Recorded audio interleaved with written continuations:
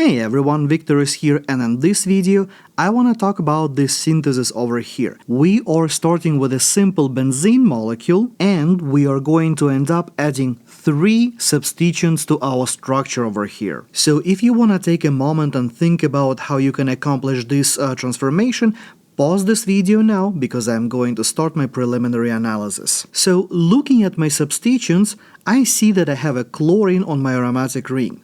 We can easily put that moiety on our molecule using a simple halogenation reaction. Next, I have the nitro group, and that one we can put via the nitration.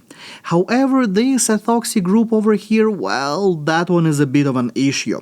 There are no direct ways how we can put the oxygen-containing groups on the ring, so we have to do some other type of chemistry.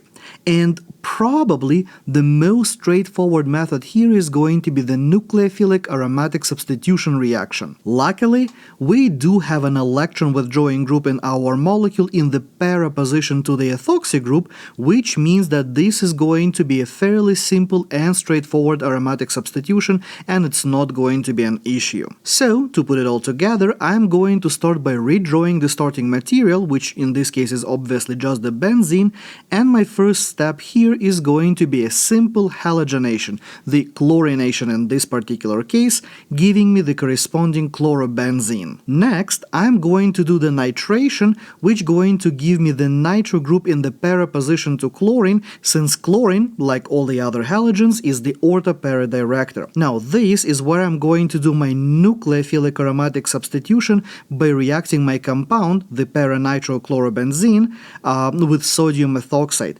which going to give me the following product over here, with the ethoxy group being para to my nitro group. And now the only thing that is left for me is to add chlorine to my molecule, so I'm going to do a halogenation reaction, giving me my final product. Pretty straightforward. So what did you think about this synthesis? Let me know in the comments below. And next time, I'm going to look at this transformation, so make sure you hit the like button and subscribe so you don't miss it. And as always, thank you for watching. Check out this video next, and I will see you next time.